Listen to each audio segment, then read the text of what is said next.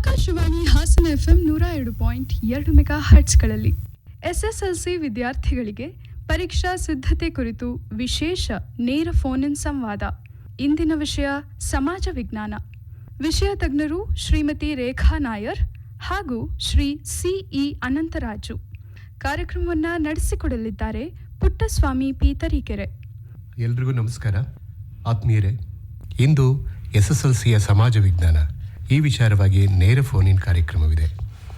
ಈ ಕಾರ್ಯಕ್ರಮದಲ್ಲಿ ಭಾಗವಹಿಸಿ ವಿದ್ಯಾರ್ಥಿಗಳ ಪ್ರಶ್ನೆಗಳಿಗೆ ಉತ್ತರಿಸಲಿದ್ದಾರೆ, ಮಾಹಿತಿ ನೀಡಲಿದ್ದಾರೆ ಹಾಸನದ KR ಪುರಂನಲ್ಲಿರುವ CKS ಹೈಸ್ಕೂಲ್ನ ಸಹಶಿಕ್ಷಕರಾಗಿರುವ S ರೇಖಾ ನಾಯರ್ ಅವರು, ಹಾಗೆ ಹಾಸನ ತಾಲೂಕು ದೇವಿಹಳ್ಳಿಯ ಸರ್ಕಾರಿ ಪ್ರೌಢಶಾಲೆಯ ಸಹಶಿಕ್ಷಕರಾಗಿರುವ CE ಅನಂತರಾಜು ಅವರು. ವಿಷಯ ತಜ್ಞರು ಇಬ್ಬರು ಇದ್ದೀರಿ ತಾವು. ಇದರಲ್ಲಿ ತುಂಬ ದೊಡ್ಡ ಸಬ್ಜೆಕ್ಟ್ ಇದು ಅಂತ. ಭೌಗೋಳಶಾಸ್ತ್ರ ಇರುತ್ತೆ, ವ್ಯವಹಾರ ಅಧ್ಯಯನವಿರುತ್ತೆ, ಅರ್ಥಶಾಸ್ತ್ರ ಇರುತ್ತೆ, ಮತ್ತು ಇತಿಹಾಸ, ರಾಜ್ಯಶಾಸ್ತ್ರ, ಸಮಾಜಶಾಸ್ತ್ರ, ಹೀಗೆ ಬಹಳಷ್ಟು ವಿಭಾಗಗಳಿದೆ. ನಮ್ಮ ವಿದ್ಯಾರ್ಥಿಗಳು ಪ್ರಶ್ನೆಗಳನ್ನು ಕೇಳಲಿ, ಅವರ ಒಂದು ಅನುಮಾನಗಳನ್ನು ಪರಿಹರಿಸಿಕೊಳ್ಳಲಿ. ಹೇಳಿ ಸರ್, ಪ್ರಶ್ನೆ ಪತ್ರಿಕೆ ಹೇಗಿರುತ್ತೆ, ಹೇಗೆ ಉತ್ತರಿಸಬೇಕು, ಮತ್ತು ಸುಲಭವಾಗಿ ಅಂಕಗಳನ್ನು ಹೇಗೆ ತೆಗಿಬಹುದು, ಇದು ವಿದ್ಯಾರ್ಥಿಗಳಿಗೆ ಇರುವಂತಹ ಪ್ರಶ್ನೆಗಳು. ತಮ್ಮನ್ನು ಸಂಪರ್ಕಿಸ್ತಾರೆ, ಮಾತನಾಡಿರುವಂತೆ. ಆರಂಭದಲ್ಲಿ ಅನಂತರಾಜು ಅವರು ಹೇಳಿ ಸರ್, ಈ ಸಬ್ಜೆಕ್ಟ್ ಬಗ್ಗೆ ಏನು? ಎಲ್ಲರಿಗೂ ಕೂಡ ಕಾರ್ಯಕ್ರಮಕ್ಕೆ ಸ್ವಾಗತವನ್ನು ಕೋರ್ತಾ, ಮೊದಲನೇದಾಗಿ ಸಮಾಜ ವಿಜ್ಞಾನ ವಿಷಯ ಏನಿದೆ, ವಿದ್ಯಾರ್ಥಿಗಳು ಪಠ್ಯಪುಸ್ತಕ ನೋಡಿದ ತಕ್ಷಣವೇ ಇದು ಅತಿ ಹೆಚ್ಚು ಕಂಟೆಂಟ್ ಇರ್ತಕ್ಕಂಥ, ವಿಷಯವ್ಯಾಪ್ತಿ ಇರ್ತಕ್ಕಂಥ ವಿಷಯ ಅಂತಕ್ಕಂಥದ್ದು ಸಹಜವಾಗಿಯೇ ವಿದ್ಯಾರ್ಥಿಗಳಲ್ಲಿ ಮೂಡಿ ಬರ್ತಕ್ಕಂಥ ಒಂದು ಪ್ರಶ್ನೆ ಸರ್. ಇಲ್ಲಿ ಓದ್ತಾ ಹೋದ ವಿದ್ಯಾರ್ಥಿಗಳಿಗೆ ಏನನ್ನು ಓದಬೇಕು, ಎಷ್ಟನ್ನು ಓದಬೇಕು, ಹೇಗೆ ಓದಬೇಕು ಅನ್ನೋದು ಕೂಡ ಬರ್ತದೆ. ಈ ಪರೀಕ್ಷೆಗೆ ಸಿದ್ಧರಾಗೋಕ್ಕಿಂತ ಮೊದಲು ಈ ಬಾರಿ ಆಗಿರ್ತಕ್ಕಂಥ ಬದಲಾವಣೆಗಳನ್ನು ನಾವು ತಿಳ್ಕೊಳ್ಳೋಣ. ಒಟ್ಟು ಸಮಾಜ ವಿಜ್ಞಾನದಲ್ಲಿ ಈ ಸಾಲಿನಲ್ಲಿ ಒಟ್ಟು 39 ಅಧ್ಯಾಯಗಳಿತ್ತು. ಅದರಲ್ಲಿ 8 ಅಧ್ಯಾಯಗಳನ್ನು ಕೈ ಬಿಡಲಾಗಿದೆ. 31 ಅಧ್ಯಾಯಗಳಿಗೆ ವಿದ್ಯಾರ್ಥಿಗಳು ಸಿದ್ಧ ಆಗಬೇಕಾಗಿದೆ. ಅದರಲ್ಲಿ ಕೆಲವೊಂದು ಇತಿಹಾಸ, ರಾಜ್ಯಶಾಸ್ತ್ರ ಮತ್ತು ಸಮಾಜಶಾಸ್ತ್ರದಲ್ಲಿ ಅಧ್ಯಾಯದ ಒಳಗಿನ ಕೆಲವೊಂದು ಅಂಶಗಳನ್ನು ಕೈ ಬಿಡಲಾಗಿದೆ. ಆ ವಿಷಯವನ್ನು ಕೂಡ ವಿದ್ಯಾರ್ಥಿಗಳು ಅರ್ಥ ಮಾಡಿಕೊಳ್ಬೇಕಾಗ್ತದೆ. ಶಿಕ್ಷಕರು ಈಗಾಗಲೇ ತಮ್ಮ ತರಗತಿ ಒಳಗೆ ಯಾವ ಅಧ್ಯಾಯಗಳನ್ನು ಕೈ ಬಿಡಲಾಗಿದೆ ಮತ್ತು ಯಾವ ವಿಷಯದೊಳಗೆ, ಅಧ್ಯಾಯದೊಳಗೆ ಯಾವ ವಿಷಯವನ್ನು ಕೈ ಬಿಡಲಾಗಿದೆ ಎಂದು ತಿಳಿಸ್ಕೊಳ್ತಿರ್ತಾರೆ. ಆದರೂ ನಾವು ಒಂದು ಬ್ರೀಫಾಗಿ ಫಸ್ಟ್ ಅದನ್ನು ನೋಡಿಕೊಂಡು ಆಮೇಲೆ ಪ್ರಶ್ನೆ ಪತ್ರಿಕೆ ಕಡೆಗೆ ಹೋಗೋಣ.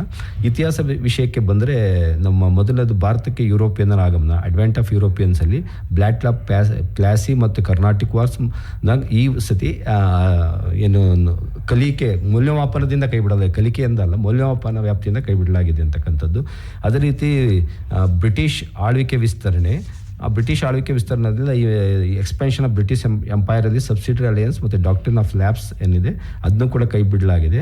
ನೆಕ್ಸ್ಟ್ ಬ್ರಿಟಿಷ್ ಆಳ್ವಿಕೆ ಪರಿಣಾಮಗಳಲ್ಲಿ ಇಂಪ್ಯಾಕ್ಟ್ ಆಫ್ ಬ್ರಿಟಿಷ್ ಅಡ್ಮಿನಿಸ್ಟ್ರೇಷನಲ್ಲಿ land revenue policies, constitution development ಏನಿದೆ ಅದನ್ನ ಆ ಅಧ್ಯಾಯದೊಳಗೆ ಆ ಪರ್ಟಿಕ್ಯುಲರ್ ಕಂಟೆಂಟನ್ನು ಮಾತ್ರ ಕೈ ಬಿಡಲಾಗಿದೆ ಅಂತಕ್ಕಂಥದ್ದು.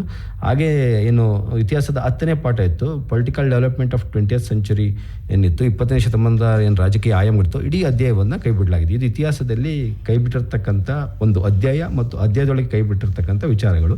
ವಿದ್ಯಾರ್ಥಿಗಳು ಪರೀಕ್ಷೆಗೆ ಸಿದ್ಧ ಆಗುವ ಸಂದರ್ಭದಲ್ಲಿ ಇಷ್ಟು ವಿಷಯಗಳನ್ನು ಹೊರತುಪಡಿಸಿ ಉಳಿದ ವಿಷಯಕ್ಕೆ ಸಿದ್ಧ ಆಗ್ತಕ್ಕಂಥದ್ದು ಭಾಳ ಸೂಕ್ತ ಅಂತ ಭಾವಿಸ್ತೀನಿ. ಹಾಗೆ ರಾಜ್ಯಶಾಸ್ತ್ರದಲ್ಲಿ ನಾವು ನೋಡಿದಾಗ, ಮೊದಲನೇದು ಭಾರತದ ರಾಜಕೀಯ ಸಮಸ್ಯೆಗಳು ಮತ್ತು ಸವಾಲುಗಳೇನಿದೆ, ಭಾರತದ ಎದುರಿಸಿದ ಸಮಸ್ಯೆಗಳು, ಸವಾಲುಗಳಲ್ಲಿ ಅದರಲ್ಲಿ ವಿದ್ಯಾರ್ಥಿಗಳು ಯಾವುದು 2 ವಿಷಯವನ್ನು, ಪ್ರಾಬ್ಲಮ್ಸ್ ಆಫ್ ಇಂಡಿಯಾ ಆ್ಯಂಡ್ ಸೊಲ್ಯೂಷನ್ಸಲ್ಲಿ ಕಾರ್ಪೊರೇಟ್ ಸ್ಟ್ರಾಟರ್ಜಿ ಮತ್ತು ಟೆರರಿಸಮ್ ಅಂತಕ್ಕಂಥದ್ದು, ಕಾರ್ಪೊರೇಟ್ ತಂತ್ರಗಾರಿಕೆ ಮತ್ತು ಭಯೋತ್ಪಾದನೆ ಅಂತಕ್ಕಂಥದ್ದನ್ನ ಕೈ ಬಿಡಲಾಗಿದೆ. ಆ ವಿಷಯದಲ್ಲಿ, ಆ ಕಂಟೆಂಟ್ನಲ್ಲಿ, ಅಧ್ಯಾಯದಲ್ಲಿ ಆ ಕಂಟೆಂಟನ್ನು ಮಾತ್ರ ಕೈ ಬಿಡಲಾಗಿದೆ. ನೆಕ್ಸ್ಟ್ ಹಾಗೆ ಬಂದಾಗ ನಮ್ಮ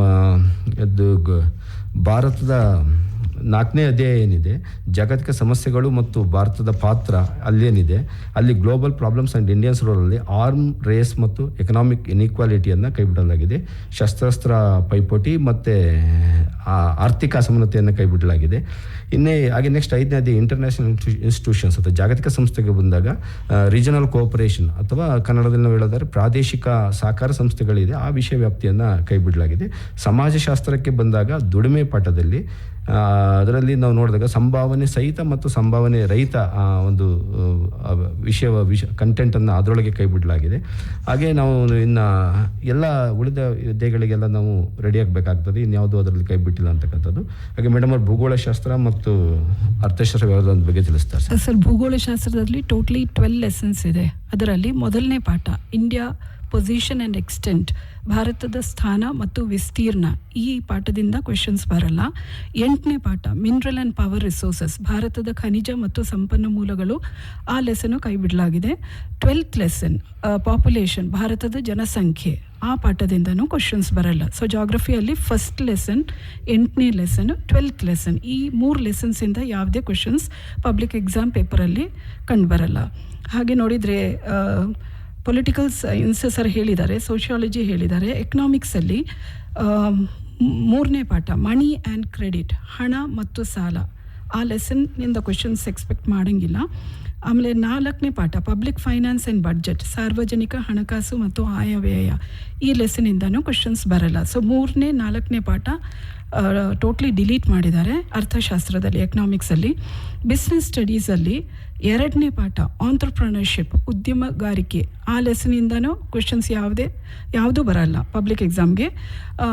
ಮತ್ತು ಗ್ಲೋಬಲೈಸೇಷನ್ ಆಫ್ ಬಿಸ್ನೆಸ್, 3ನೇ ಪಾಠ ವ್ಯವಹಾರದ ಜಾಗತೀಕರಣ, ಈ ಪಾಠದಿಂದನೂ ಯಾವುದೇ ಕ್ವೆಶನ್ಸ್ ಬರಲ್ಲ. ಸೊ ಎಕನಾಮಿಕ್ಸಲ್ಲಿ ಎರಡು ಚಾಪ್ಟರ್ ಡಿಲೀಟ್ ಮಾಡಿದ್ದಾರೆ. ಬಿಸ್ನೆಸ್ ಸ್ಟಡೀಸಲ್ಲೂ 2 ಲೆಸನಿಂದ ಯಾವುದೇ ಕ್ವೆಶನ್ಸ್ ಬರಲ್ಲ. ಈಗ ನಾವು ಪ್ರಶ್ನೆ ಪತ್ರಿಕೆಯನ್ನು ಗಮನಿಸಿದಾಗ ಎಲ್ಲ ವಿಷಯಗಳ ಜೊತೆಗೆ ಇತಿಹಾಸದಲ್ಲಿ ಒಟ್ಟು ಸಮಾಜ ವಿಜ್ಞಾನ ವಿಷಯದಲ್ಲಿ ವಿದ್ಯಾರ್ಥಿಗಳು 80 ಅಂಕದ ಪ್ರಶ್ನೆ ಪತ್ರಿಕೆಗಳಿಗೆ ಉತ್ತರವನ್ನು ಬರೀಬೇಕಾಗ್ತದೆ. ಒಟ್ಟು 6 ವಿಭಾಗಗಳೇನಿದ್ದಾವೆ, 6 ವಿಭಾಗಗಳಿಂದ 80 ಅಂಕದ ಪ್ರಶ್ನೆಗಳು ಬರ್ತವೆ. ಇದನ್ನು ಥೀಮ್ ವೈಸ್ ಕ್ವಶನ್ ಪೇಪರ್ ಅಂತ ಕರಿತೀವಿ. ಇದಕ್ಕೆ ಲೆಸನ್ ವೈಸ್ ಯಾವುದೇ ಇಷ್ಟೇ ನಂಬರ್ ಬರ್ತದೆ ಅಂತ ಯಾವುದೇ ಬ್ಲೂ ಪ್ರಿಂಟ್ ಇರೋದಿಲ್ಲ. ಥೀಮ್ ವೈಸ್ ಅಂದರೆ 6 ಥೀಮ್ಗಳಿಗೆ ಅಂಕಗಳನ್ನು ಹಂಚಿಕೆ ಮಾಡಲಾಗಿರ್ತದೆ. ಹಾಗೆ ಹಂಚಿಕೆ ನೋಡಿ ಇತಿಹಾಸ ವಿಭಾಗ ಒಟ್ಟು 80 ಅಂಕದ ಪ್ರಶ್ನೆ ಪತ್ರಿಕೆಯಲ್ಲಿ ಇತಿಹಾಸ ವಿಭಾಗಕ್ಕೆ 25 ಅಂಕಗಳನ್ನು ಹಂಚಲಾಗಿದೆ. ಹಾಗೆ ರಾಜ್ಯಶಾಸ್ತ್ರಕ್ಕೆ 11 ಅಂಕಗಳನ್ನು ನಿಗದಿಪಡಿಸಲಾಗಿದೆ. ಸಮಾಜಶಾಸ್ತ್ರಕ್ಕೆ 8 ಅಂಕಗಳನ್ನು ನಿಗದಿಪಡಿಸಲಾಗಿದೆ. ಭೂಗೋಳಶಾಸ್ತ್ರಕ್ಕೆ 22 ಅಂಕಗಳನ್ನು ನಿಗದಿಪಡಿಸಲಾಗಿದೆ. ಅರ್ಥಶಾಸ್ತ್ರಕ್ಕೆ 7 ಅಂಕಗಳನ್ನು ನಿಗದಿಪಡಿಸಲಾಗಿದೆ.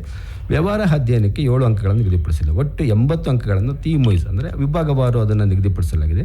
ಇದಾದಮೇಲೆ ನಾವು ಮುಂದೆ ನೋಡ್ತಕ್ಕಂಥದ್ದು, ಹಾಗಾದರೆ ಇದನ್ನು ಹೇಗೆ ನಾವು ಪ್ರಶ್ನೆ ವಿಧಗಳನ್ನು, ಪ್ರಶ್ನೆಯ ಸ್ವರೂಪಗಳ ವಿಧಗಳನ್ನು ಆಧರಿಸಿ ಯಾವ್ಯಾವ ಪ್ರಶ್ನೆಗಳು ಎಷ್ಟೆಷ್ಟು ಬರ್ತವೆ ಅಂತಕ್ಕಂಥದ್ದು ಈಗಾಗಲೇ ಶಿಕ್ಷಕರು ತರಗತಿಯಲ್ಲಿ ವಿದ್ಯಾರ್ಥಿಗಳಿಗೆ ಭಾಳ ಎಲ್ಲನೂ ಅಚ್ಚುಕಟ್ಟಾಗಿ ತಿಳಿಸಿರ್ತಾರೆ. ಆದರೆ ಮತ್ತೊಮ್ಮೆ ಇನ್ನೊಂದ್ಸತಿ ಪುನರ್ಮನನ ಮಾಡಿಕೊಳ್ಳೋ ದೃಷ್ಟಿಯಿಂದ ನಾನು ಹೇಳ್ತಾ ಇದ್ದೀನಿ. ಇಡೀ ಒಂದು ಪ್ರಶ್ನೆ ಪತ್ರಿಕೆ ಸ್ವರೂಪವನ್ನು ನೋಡಿದಾಗ ಪ್ರಶ್ನೆ ಪತ್ರಿಕೆಯಲ್ಲಿ ಇರ್ತಕ್ಕಂಥ ಪ್ರಶ್ನೆ ವಿಧಗಳು, ಮೊದಲನೇ ಪ್ರಶ್ನೆ ವಿಧ ಯಾವುದಿರುತ್ತೆ, ಬಹು ಆಯ್ಕೆ ಇರ್ತದೆ. 2ನೇ ಪ್ರಶ್ನೆ ವಿಧ 1 ಅಂಕದ ಪ್ರಶ್ನೆ ಇರ್ತದೆ. 3ನೇದು 2 ಅಂಕದ ಪ್ರಶ್ನೆಗಳಿರ್ತವೆ. 4ನೇದು 3 ಅಂಕದ ಪ್ರಶ್ನೆಗಳು. 5ನೇ ಅಂಶ 5 ಅಂಕ 4 ಅಂಕದ ಪ್ರಶ್ನೆಗಳು. 6ನೇ ಅಂಶ 5 ಅಂಕದ ಪ್ರಶ್ನೆ 1 ಇರತಕ್ಕಂಥದ್ದು. ಈಗ ನೋಡೋದು ಬಹು ಆಯ್ಕೆ ಪ್ರಶ್ನೆಗಳು ಏನು ನಮ್ಮ 6 ವಿಭಾಗ ಇರ್ತದೆ. 6 ವಿಭಾಗದಿಂದ ಸೇರಿಸಿ ಬಹು ಆಯ್ಕೆ ಪ್ರಶ್ನೆಗಳು ಒಟ್ಟು 8 ಪ್ರಶ್ನೆಗಳಿರ್ತದೆ. 1 ಅಂಕ ನಿಗದಿ ಮಾಡಿದಾಗೆ ಒಟ್ಟು 8 ಅಂಕವನ್ನು ಅದಕ್ಕೆ ನಿಗದಿಪಡಿಸಲಾಗಿರ್ತದೆ. 6 ವಿಭಾಗಗಳನ್ನು ಸೇರಿಸಿ 1 ಅಂಕದ ಪ್ರಶ್ನೆಗಳು, ಒಂದು ವಾಕ್ಯ ಅಥವಾ ಒಂದು ವಾಕ್ಯದಲ್ಲಿ ಬರತಕ್ಕಂಥದ್ದು, ಇದು 8 ಪ್ರಶ್ನೆಗಳಿರ್ತದೆ. ಅದಕ್ಕೆ 8 ಅಂಕಗಳನ್ನು ನಿಗದಿಪಡಿಸಲಾಗಿದೆ. ಇನ್ನು 2 ಅಂಕದ ಪ್ರಶ್ನೆಗಳು, ಅದು ಕೂಡ 8 ಇರ್ತದೆ. 8 × 2 ಅಂದರೆ 16 ಅಂಕಗಳನ್ನು ನಿಗದಿಪಡಿಸಿ. 2 ಅಂಕದ ಪ್ರಶ್ನೆಗಳಿಗೆ ಅಂದರೆ ಕನಿಷ್ಠ 4 ಅಂಶಗಳನ್ನು ಒಳಗೊಂಡಿರುವಂಗೆ ಉತ್ತರವನ್ನು ವಿದ್ಯಾರ್ಥಿಗಳು ಬರೀಬೇಕಾಗ್ತದೆ. ಹಾಗೆ 3 ಅಂಕದ ಪ್ರಶ್ನೆಗಳು, 3 ಅಂಕದ ಪ್ರಶ್ನೆಗಳು ಒಟ್ಟು 9 ಪ್ರಶ್ನೆಗಳಿರ್ತವೆ. ಅದು 3 ಅಂಕಗಳನ್ನು ನಿಗದಿಪಡಿಸಿದೆ. 27 ಅಂಕಗಳು ಅದಕ್ಕೆ ನಿಗದಿಯಾಗಿರ್ತದೆ. ಇನ್ನು 4 ಅಂಕದ ಪ್ರಶ್ನೆಗಳು 4 ಇರ್ತವೆ. 16 ಅಂಕಗಳನ್ನು ನಿಗದಿಪಡಿಸಲಾಗಿರ್ತದೆ ಅದಕ್ಕೆ. ಹಾಗೆ 5 ಅಂಕದ ಪ್ರಶ್ನೆ, ಇದು ಯಾವುದೇ ಬರವಣಿಗೆಲ್ಲ ಮ್ಯಾಪ್ ಅನ್ನು ಬರೆದು ಸ್ಥಳಗಳನ್ನು ಗುರುತಿಸ್ತಕ್ಕಂಥ ಒಂದು ಪ್ರಶ್ನೆ ಆಗಿರ್ತದೆ. ಇದಕ್ಕೆ 5 ಅಂಕಗಳನ್ನು ನಿಗದಿಪಡಿಸಲಾಗಿದೆ. ಒಟ್ಟು ಪ್ರಶ್ನೆಗಳ ಸಂಖ್ಯೆ 38 ಪ್ರಶ್ನೆಗಳಿರ್ತವೆ. 80 ಅಂಕಗಳನ್ನು ನಿಗದಿಪಡಿಸಲಾಗಿದೆ. ಒಂದು ಕ್ಷಣ ಸರ್, ಕರೆ ಇದೆ ನೋಡೋಣ. ಹಲೋ ಹಲೋ, ನಾವು ಕಾವ್ಯ ವಿಜಯನಗರದಿಂದ ಕಾಲ್ ಮಾಡ್ತಾ ಇದ್ದೀವಿ. ಮ್ಯಾಮ್, ಇದು ಡೇಟ್ಸ್ ಅಂಡ್ ಇಯರ್ಸ್ ಇರತ್ತಲ್ಲ ಹಿಸ್ಟ್ರಿಲಿ, ಹೌದು, ಅದು ಹೇಗ್ ಜ್ಞಾಪಕ ಇಟ್ಕೊಳ್ಳೋದು? ತುಂಬಾ ಇರುತ್ತೆ, more than 100 ಇದೆ. ಅದನ್ನ ಹೇಗ್ ಜ್ಞಾಪಕ ಇಟ್ಕೊಳ್ಳೋದು? ಈಗ ಜನರಲಿ ಇಯರ್ಸ್ ಕೇಳೋದು ಇಂಪಾರ್ಟೆಂಟ್ ಈವೆಂಟ್ಸ್ಗೆ. You have battle of Buxar, ಈಗ ಮೊದಲನೇ ಪಾಠ 1764 you have battle of Buxar. ಈಗ ಪ್ಲಾಸ್ಟಿಕ್ ಅದನ್ನು ಡಿಲೀಟ್ ಆಗಿದೆ. Plus Carnatic wars they have already deleted. Generally you find most of the years coming either from UNO side or consumer education side. ಈಗ UNO and consumer education. Generally, what they do is World Consumers Day. When exactly it is celebrated? You have March 15th every year. Then you have Human Rights Day, which day it is celebrated. You have December 10th. So history side, generally you find wars and battles, what is given in the textbook. You may not find too many questions coming from that side. Your Battle of Buckseye, it is particularly given 1764. Then you have dual government 1765. Then keep checking the treaties. You have Treaty of Salbai, Treaty of Bassein, Treaty of Lahore and all. So very important events, very important battle, very important treaties, and some of the significant days of the year that can be expected in public exam in the form of multiple choice or answer the following in one sentence. ವಿದ್ಯಾರ್ಥಿಗಳು ಏನು ಮಾಡಬೇಕಂದ್ರೆ ನಾವು ಏನು ಮಾಡಬೇಕಾಗ್ತದೆ ಅಂದರೆ ಹಿಂದಿನ ಏನು ಪ್ರಶ್ನೆ ಪತ್ರಿಕೆಗಳಿದ್ದಾವೆ ಅದನ್ನು ಪರಾಮರ್ಶನೆ ಮಾಡಿದಾಗ ಯಾವುದರಲ್ಲಿ ಹೆಚ್ಚು ಫೋಕಸ್ ಆಗಿರ್ತದೆ ಅಂತ. ಸಾಮಾನ್ಯ ಇತಿಹಾಸವನ್ನು ಓದುವಾಗ ಅಥವಾ ಭೂಗೋಳ ಶಾಸ್ತ್ರ, ರಾಜ್ಯಶಾಸ್ತ್ರ, ಸಮಾಜಶಾಸ್ತ್ರ ಎಲ್ಲದರಲ್ಲೂ ಇಸ್ವಿಗಳು ಇರ್ತಾವಿಲ್ಲ ಅಂತಲ್ಲ. ಹಾಗೆ ನಮಗೊಂದು ಸಮಸ್ಯೆ ನೀವು ಹೇಳ್ದಂಗೆ ಅತಿ ಹೆಚ್ಚು ಇಸ್ವಿಗಳಿಗೆ ಯಾವ ಜ್ಞಾಪಕ ಇರೋದು ಅಂತ ಶಿಕ್ಷಕರು ತರಗತಿಯಲ್ಲಿ ಹೇಳಿರ್ತಾರೆ ಅತಿ ಮುಖ್ಯವಾದದ್ದು ಯಾವುದು ಅಂತ. ನಾವು ಓದೋ ಸಂದರ್ಭ ಒಂದು ಕ್ರೊನಾಲಜಿಕಲ್ ಆರ್ಡರ್ ಅಂತ ಇರ್ತದೆ. ಕ್ರೊನಾಲಜಿಕಲ್ ಆರ್ಡ್ರಲ್ಲಿ ನಾವು ಇನ್ಸಿಡೆಂಟು ಮತ್ತು ಇಯರ್ನ ನಾವು ಲಿಸ್ಟ್ ಔಟ್ ಮಾಡ್ತಾ ಬಂದಾಗ ಮತ್ತು ರಿಪೀಟ್ ಅದನ್ನು ಓದೋದ್ರಿಂದ ಮತ್ತು ಪ್ರಶ್ನೆ ಪತ್ರಿಕೆಗಳನ್ನು ಸಾಲ್ವ್ ಮಾಡೋದ್ರಿಂದ ಇದಕ್ಕೆ ನಾವು ಹೆಚ್ಚು ಪರ್ಫೆಕ್ಟ್ ಆಗಲಿಕ್ಕೆ ಸಾಧ್ಯ ಆಗ್ತದೆ. ಮೇಡಮ್ ಅವರಿಗೆ ಆಗಲೇ ಕ್ಲಾರಿಫೈ ಮಾಡಿದರೆ ವೆರಿ ಇಂಪಾರ್ಟೆಂಟ್ ಇಯರ್ ಅಂತ ಇರ್ತದೆ. ಅಲ್ಲಿ ಆ ವೆರಿ ಇಂಪಾರ್ಟೆಂಟ್ ಇಯರ್ಗಳಿಗೆ ನಾವು ಸ್ಟಿಕನ್ ಆಗಬೇಕಂತ ಕ್ರೊನಾಲಜಿಕಲ್ ಆರ್ಡ್ರಲ್ಲಿ ಇದನ್ನು ಬರ್ಕೊಂಡು ಓದ್ಕೊಂಡು ಹೋದರೆ ನಮಗೆ ಇನ್ನೊಂದು ಇರ್ತದೆ. ಮತ್ತು ಇಸ್ವಿಗಳನ್ನು ಮತ್ತೊಂದು ಕಾರ್ಲೇಷನ್, ಒಂದೇ ಇಸ್ವಿಲಿ 2-3 ಘಟನೆಗಳು ಇರ್ತಕ್ಕಂಥ ಸಾಧ್ಯ ಇರ್ತದೆ. ಅದನ್ನೆಲ್ಲ ಒಟ್ಟಿಗೆ ಕಾರ್ಲೇಷನ್ ಮಾಡಿಕೊಂಡು ಕೂಡ ಗ್ಯಾಪ್ ಇಟ್ಕೊಳ್ಳೋಕೆ ಸಾಧ್ಯ ಇರ್ತದೆ. ಇದನ್ನು ಬರೆದು ಮತ್ತು ಪ್ರಶ್ನೆ ಪತ್ರಿಕೆಗಳನ್ನು ಬಿಡಿಸಿ ಕ್ರೊನಾಲಜಿಕಲ್ ಕಾಲಾನುಕ್ರಮದಲ್ಲಿ ಬರ್ಕೊಂಡು ಅಭ್ಯಾಸ ಮಾಡೋದೇ ಹೆಚ್ಚು ಸೂಕ್ತ ಆಗಿರ್ತದೆ. ಪದೇ ಬರೆಯೋದ್ರಿಂದ ಓದೋದ್ರಿಂದ ಪುಸ್ತಕ ಓದೋದ್ರಿಂದ ಮಾತ್ರ ಇದನ್ನ ಮನನ ಮಾಡ್ಕೊಳ್ಳಿಕ್ಕೆ ಜ್ಞಾಪಕದಲ್ಲಿ ಇಟ್ಕೊಳ್ಳಿಕ್ಕೆ ಸಾಧ್ಯ ಇರ್ತದಪ್ಪ. Same way, Kavya, you have articles, some numbers are given that you have to check in Constitution. Amendments are also given, so that is expected. We also have some of the acts. You have a social movement, Child Prohibition Act and all. Years are given there, so concentrate more on that side. Articles, amendments, acts, then important battles and treaties. Those are expected in the form of numbers. Is it clear, Kavya? Yes, ma'am. Another question is, Yeah. Sir, ma'am, we can make own sentence in examination. Yeah, you can write it in your own sentence, but it should be related to the question. Try to use the technical terms which are given in the textbook. Some of the technical terms are expected, but you can put it in your own language. Grammatically, if it is correct, they will surely give marks to you. Yes, ma'am. Thank you so much. Okay. Hello, ಕರೆ ಕಟ್ಟಾಗಿದೆ. ತಾವು ಹೇಳಿ sir. ಈಗ ನಾವು ಒಟ್ಟು ಪ್ರಶ್ನೆ ಪತ್ರಿಕೆ ಸ್ವರೂಪವನ್ನು ನೋಡಿದ್ದು. ಈಗ ಪ್ರಶ್ನೆವಾರ ಅಂಕಗಳ ಹಂಚಿಕೆ ಹೇಗೆ ಥೀಮ್ ವೈಸ್ ಅದು ಹಂಚಿಕೆ ಆಗಿದೆ ಅಂತಕ್ಕಂಥದ್ದನ್ನ ಸ್ವಲ್ಪ ಗಮನಿಸ್ತಾ ಹೋಗೋಣ. ಆಮೇಲೆ ಸುದೀರ್ಘವಾಗಿ ಸಮಯ ಸಿಕ್ಕಿದ್ರೆ ಚರ್ಚೆ ಮಾಡ್ಬೋದು. ಇತಿಹಾಸ ವಿಭಾಗದಲ್ಲಿ ಏನು ನಾವು ಈಗಾಗಲೇ ಹೇಳಿದ್ದು 80 ಅಂಕದ ಪ್ರಶ್ನೆ ಪತ್ರಿಕೆ. ಇತಿಹಾಸ ವಿಭಾಗದಲ್ಲಿ ಒಟ್ಟು ಈಗ 9 ಅಧ್ಯಾಯಗಳಿಗೆ 25 ಅಂಕಗಳು ಅಂದ ತಕ್ಷಣ ನಮಗೆ ಅತಿ ಹೆಚ್ಚು ಅಂಕ ಗಳಿಸುವತಕ್ಕಂಥ ಒಂದು ಏರಿಯಾ ಅಂದರೆ ನಮಗೆ ಇತಿಹಾಸ ವಿಭಾಗ. ಭಾಳ ಸುಲಭವಾಗಿ ಸರಳವಾಗಿ ಅಂಕಗಳನ್ನು ಗಳಿಸಲಿಕ್ಕೆ ಸಾಧ್ಯ. ಕರೆ ತಗೊಳ್ಳಿ. ಹಲೋ, ರಜತ್ ಅಂತ ಚಿಕ್ಕಮಂಗ್ಳೂರಿಂದ. ಏನಂದ್ರೆ ಜಾಸ್ತಿ ಮಾರ್ಕ್ಸ್ ಪಾಯಿಂಟ್ ವೈಸ್ ಬರೆದ್ರೆ ಮಾರ್ಕ್ಸ್ ಕೊಡ್ತಾರಾ? ಈಗ ಅದನ್ನು ಕೂಡ ನಾವು ಚರ್ಚೆ ಮಾಡೋದ್ಲಿದ್ದು ಸಹ ವಿದ್ಯಾರ್ಥಿಗಳ ಪ್ರಶ್ನೆ ಅಂದರೆ ನಾವು ಆಗಲೇ ನಿಗದಿಪಡಿಸಿದ್ದೀವಿ. ಬರವಣಿಗೆ ರೂಪದ ಉತ್ತರಗಳಿಂದ ಯಾವುದಂದ್ರೆ 1 ವಾಕ್ಯದಲ್ಲಿ ಬರ್ತಕ್ಕಂಥ 1 ಅಂಕದ ಪ್ರಶ್ನೆಗಳು, 2 ಅಂಕದ ಪ್ರಶ್ನೆಗಳು, 3 ಅಂಕ 4 ಅಂಕದ ಪ್ರಶ್ನೆಗಳಿರುತ್ತೆ. ದೀರ್ಘ ಉತ್ತರದ ಪ್ರಶ್ನೆಗಳು, ಸಂಕ್ಷಿಪ್ತ ಉತ್ತರದ ಪ್ರಶ್ನೆಗಳಂತ ಕನ್ಸಿಡರ್ ಮಾಡ್ತೀವಿ ನಾವು. ಭಾಳ ಮುಖ್ಯವಾಗಿ ಪಾಯಿಂಟ್ ವೈಸ್ ಬರೆದ್ರೆ ಅಂಕ ಸಿಗ್ತದೆ.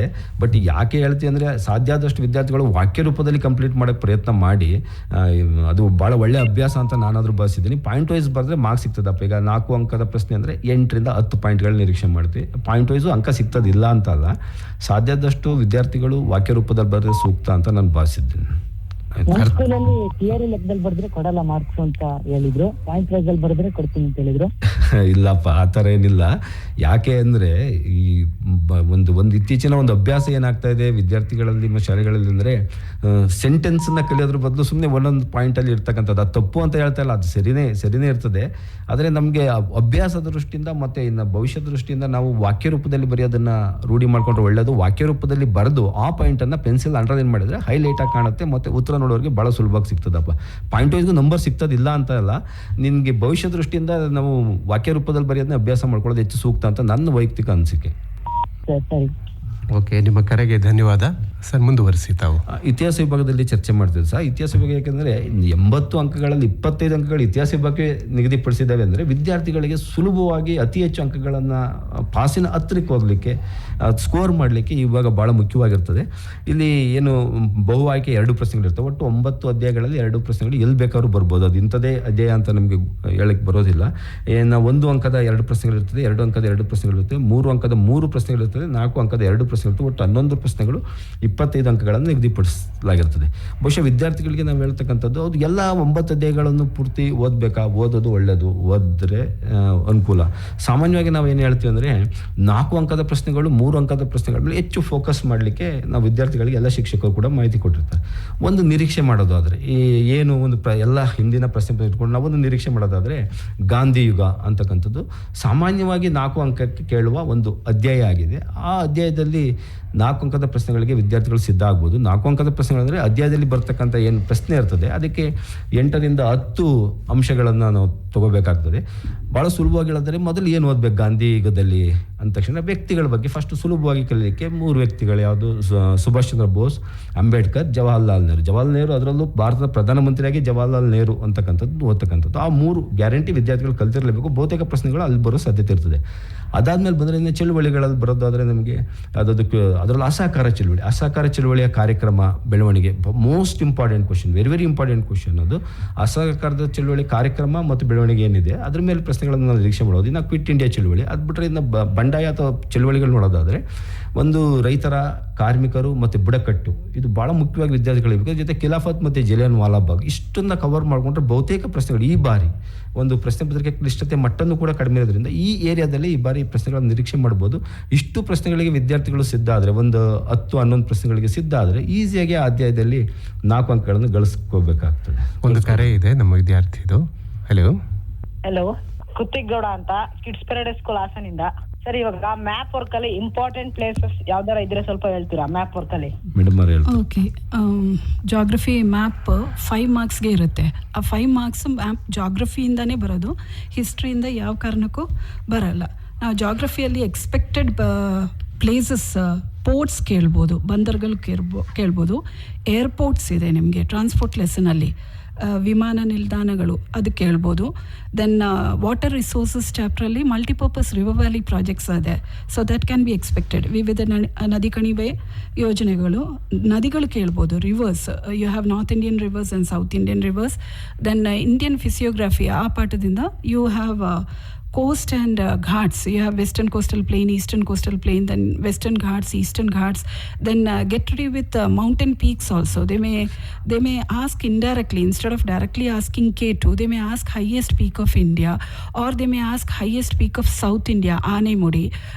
Same way ports, what they have given in the textbook, instead of directly asking Kandla or asking Mumbai, they may indirectly ask the biggest port of India, that's Mumbai, deepest port of India, Visakhapatnam, oldest port of India, Chennai. So it can be twisted and asked there. The same way, if international airports are given, you should know the exact place. For example, Rajiv Gandhi International Airport, you should know it is in Hyderabad. Indira Gandhi International Airport, it is in Delhi. So exact places you have to check in ports, airports. Then you have your ghat sections, you have coastal plains, rivers, multipurpose river valley projects are there. Then along with that, keep checking industrial regions also. You have a chapter called industries. So finally, give a look into the industrial regions which are given in the paragraph. So that can be expected. 1 mark will be for drawing the correct shape of India, and 4 marks will be for the location of places. If you do it correctly, 5 marks are with you. Okay, thank you. Okay, ಮತ್ತೊಂದು ಕರೆ ಇದೆ. Hello. ನನ್ನ ಹೆಸರು ಆದ್ಯ ಅಂತ. ನಾನು ಹಾಸನದ SRS ಪ್ರಶ್ನೆ ವಿದ್ಯಾಶಾಲೆಯಿಂದ ಪ್ರಶ್ನೆ ಕೇಳಿಮ್ಮ. ಸರ್, ಇದು political science international institution lesson ಅದು 6 ಮೇಜರ್ ಅಫಿಲಿಯೇಟೆಡ್ ಬಾಡೀಸ್ 6 ಇದಾವೆ.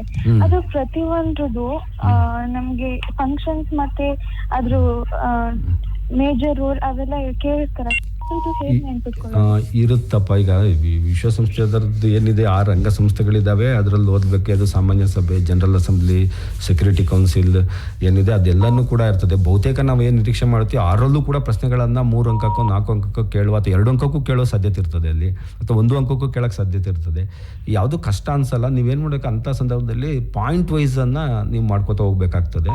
ಅದನ್ನು Adya, international institution, that chapter generally we expect for 4 marks. You'll find 1 4-mark question coming from there. So you have 6 organs, what you have said: General Assembly, Security Council, Economic and Social Council. Then you have Trusteeship Council, International Court of Justice, and Secretariat. So what you have to do is, if you want to make it very easy for yourself, make a tabular column. Put all organizations together: General Assembly, Security Council. You can put the members there. General Assembly, all the members of UNO are the members of General Assembly, so 193. Security Council, total number of members are 15. Then you have Economic and Social Council, 54. So put all members together. Then you have functions, what important functions they carry out, that you can put in second box. So these small tabular columns which you are making, that will help you to remember all the points related to the 6 topics there. Same way you have 9 organizations also coming under that. This is UN affiliated body. What you said 6, 9 organization: FAO, WHO, ILO, UNESCO, UNICEF. There also, if you can make up how many members are there, which is the headquarter, what is the major aim carried out by the group, what are the functions carried out. If you make small tables in one paper, you get all the organizations and affiliated bodies. So that will make the whole concept clear for you. It will be easy to score also. Is it clear, Adya? Ma'am, I have another question. Yeah. In the chapter of era of Gandhi and national movement, Yes. there are so many movements like Jallianwala Bagh Yes. and non-cooperation. Yes. Can you please tell that which are the important movements Okay. that we can Yeah. Both the chapters are very important. 8 marks are reserved out of the 2 chapters. So you have freedom movement. You have 3 groups there: moderate, radical, and revolutionary. These 3 are very important. Generally, we find even model paper, which is released by the board, you find repeated questions coming from that side. So these 3 are very important. Plus, you have a question related to partition of Bengal also. What are the causes for partition of Bengal and why it was withdrawn? Generally, we find out of the 4 questions what I have said, 1 could be expected in your public exam paper. Same way, if you come to Gandhian era, you have some important personalities there. You have Gandhiji's role in the freedom struggle, Nehru's role in the freedom struggle, Nehru's role as Jawaharlal Nehru's role as Prime Minister, we expect. Then you have Subhash Chandra Bose and Dr. B.R. Ambedkar. These 4 personalities, all their contributions you have to put together. Then you have 3 important movements: non-cooperation movement, civil disobedience movement, and Quit India movement. All the 3 movements are mass movements, very important movements. So you have to check all the points related to that. Along with that, we also find farmers' protest. You also have tribals' revolt, Santala revolt you have. Those 2 you have to check. And as Sir told earlier, Khilafat movement, you have a huge paragraph. Finally, you have to check that. There's also a few points related to Jallianwala Bagh tragedy. So these are possible questions which can be expected from era of Gandhi. Both the chapters are very, very important. You find 2 4-mark questions coming from that side. So prepare well, Adya. Okay, ma'am. And in social and religious reformation movement, there are so many Okay. Yeah, societies. so many societies and also Yes. characters. Yes. How to remember those? Same thing, what I have told my students in the school, the same thing I'm repeating for you. Tabular column will help you out. Put the organization first: Brahma Samaj. Who was the founder? Raja Ram Mohan Roy. Then his teachings, you have points related to that. He believed in few things in the society, and he discouraged few things. All were against caste system, all were against harassment, all were against exploitation. So what they believed in, 1 column you put.